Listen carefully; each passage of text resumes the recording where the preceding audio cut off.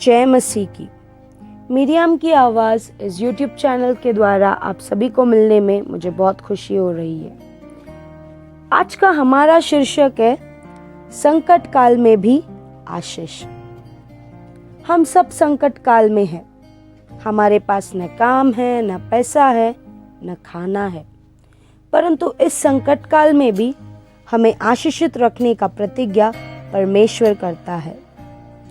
यूसुफ और उसके भाइयों के जीवन में भी संकट था।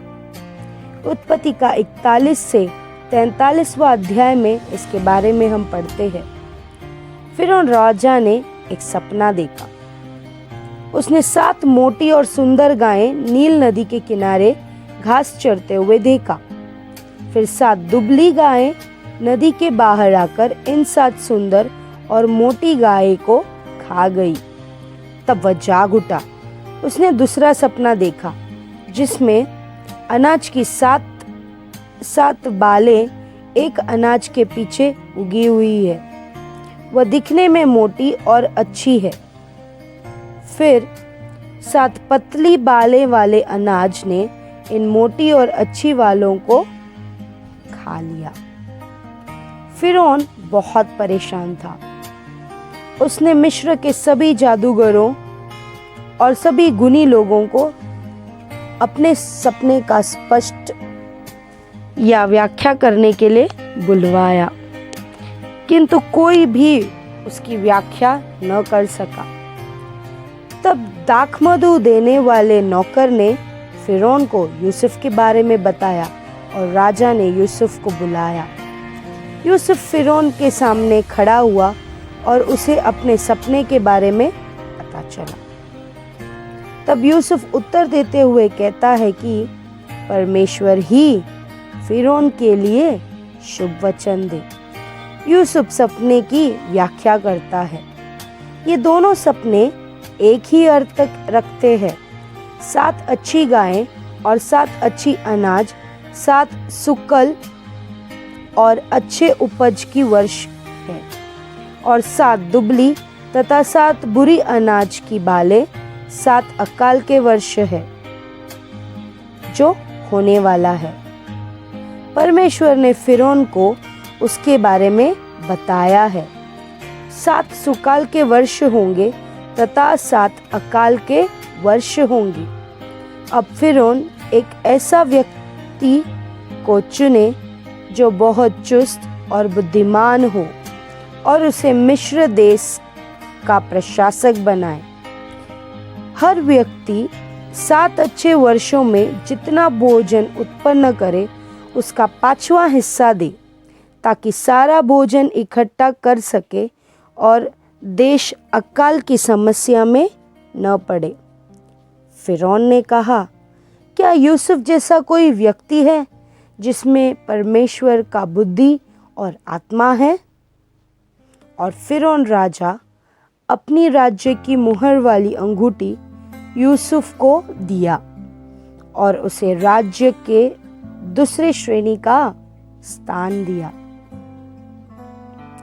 यूसुफ ने भोजन को इकट्ठा किया और उसको भोजन नगरों में जमा करके रखा।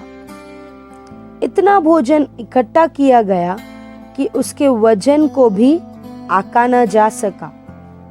जैसे यूसुफ ने कहा, 7 वर्ष सुकाल के बाद 7 वर्ष अकाल के आए।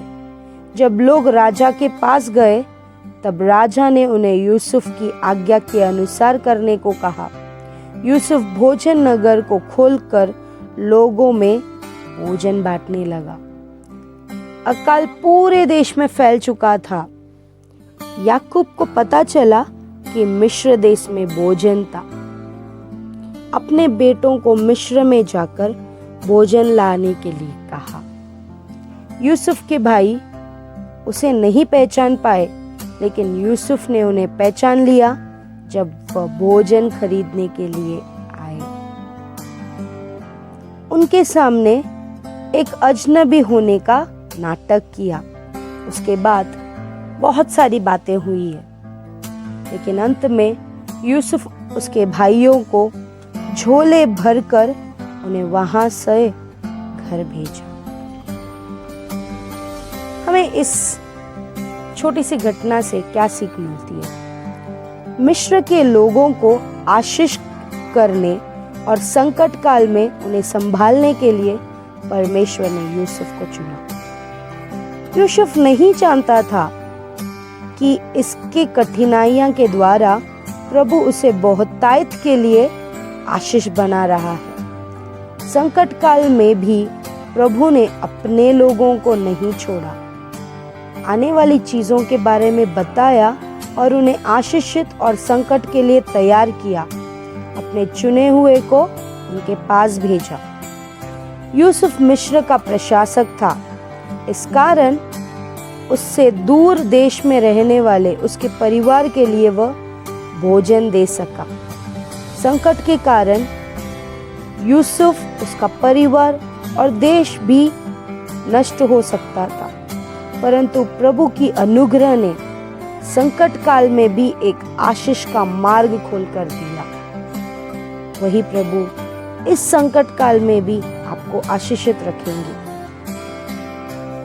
यूसुफ के समान आपको भी बहुतायत के लिए आशीषित रखेगा।